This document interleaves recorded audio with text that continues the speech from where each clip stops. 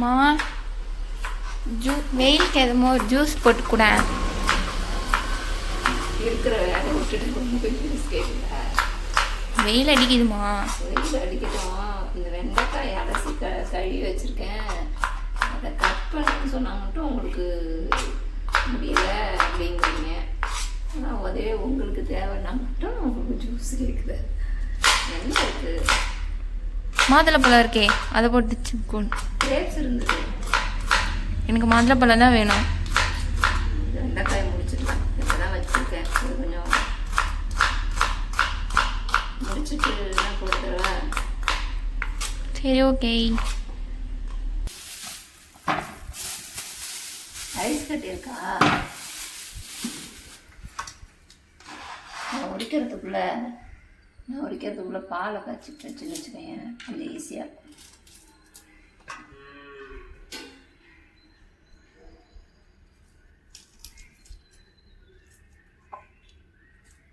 நீங்கள் சொன்னால் மட்டும் நாங்கள் செய்யணும்.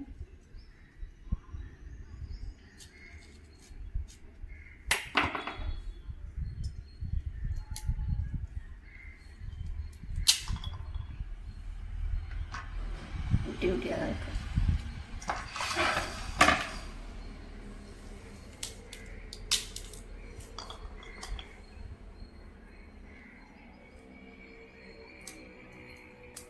வெண்டைக்காயை வதக்கியதையா? சாம்பார் இருக்கு, அதுக்கு மட்டும் வாயை திறக்க மாட்டேங்க. கரெக்டா?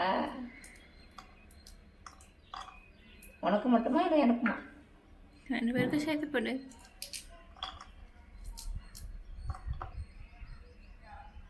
காலையில் சாம்பார் வச்சுட்டேன். வெண்டைக்காய் மட்டும் பொரியல், கொஞ்சம் சாதம் வைக்கணும்.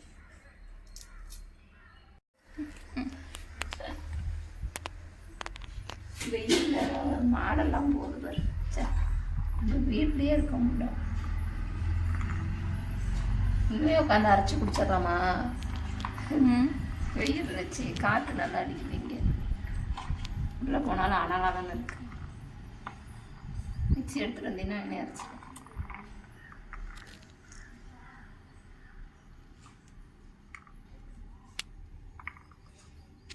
சரி,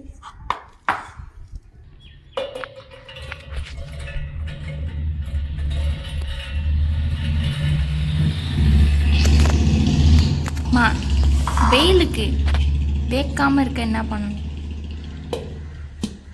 வெயிலுக்கு வேக்காம இருக்கணும்னா வெயிலில் போய் நிற்கணும். வெயிலில் நின்னா வேக்க தான் செய்யும். வேக்க கூடாதுன்ற.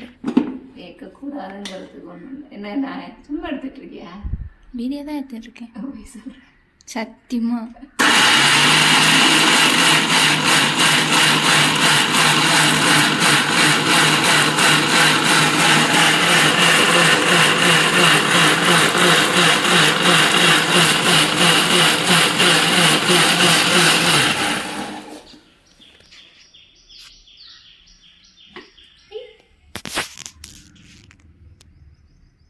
ரெடி கலராக இருக்கு.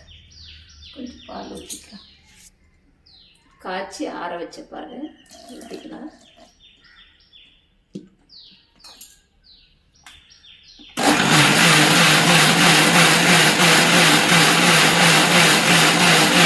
ஐயோ, எனக்கு அப்படி நினச்சி சிரிப்பாக இருக்கு.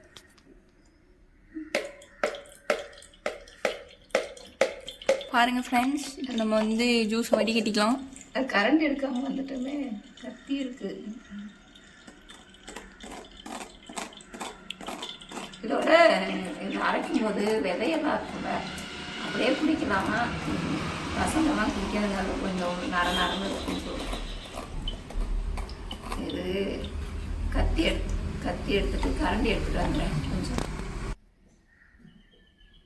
கொஞ்சமாக சர்க்கரை போட்டுக்கலாம். வேணா போட்டுக்கலாம், இல்லைன்னா அதோட இனிப்பே போதும். அதெல்லாம் பசங்களுக்கு கொஞ்சம் இதுமாரி சர்க்கரை போட்டு கொடுத்தா தான் குடிப்பீங்க.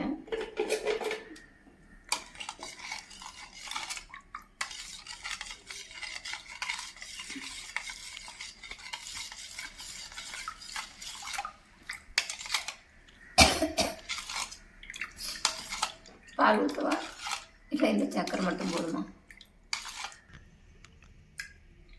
பால் ஊற்றி அரைச்சதோடு இருக்குது. அதனால் கொஞ்சமாக ஐஸ் வாட்டர் ஊற்றிக்கலாம்.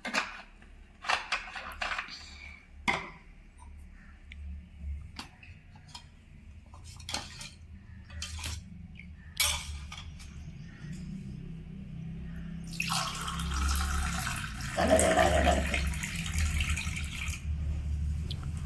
லைட்டாக ரோஸ் மில்க் மாதிரி இருக்கும், ஆனால் ரோஸ் மில்க் இல்லை, மாதுளப்பழம் ஜூஸ். அருமையான மாதுளம்பழம் ஜூஸ் ரெடி ஆகிடுச்சு. இது கூட கோழிக்குண்டு ஐஸை போட்டுட்டேன். அப்படி பளிங்கு மாதிரி இருக்கா?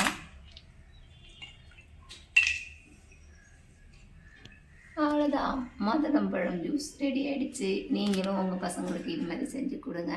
நான் இது சும்மா சிம்பிளாக தான் செஞ்சுருக்கேன். பாருங்கள், இது அப்படியே குடிக்க வேண்டியதான். அவ்வளோதான், மாதுளம்பழம் ஜூஸ் ரெடி ஆகிடுச்சு. வீடியோ பிடிச்சிருந்தா லைக் பண்ணுங்கள், ஷேர் பண்ணுங்கள், கமெண்ட் பண்ணுங்கள். மறக்காமல் கலை கிச்சன் சேனலை சப்ஸ்கிரைப் பண்ணுங்கள். இன்னொரு வீடியோவில் சந்திப்போம். டாடா பாய்.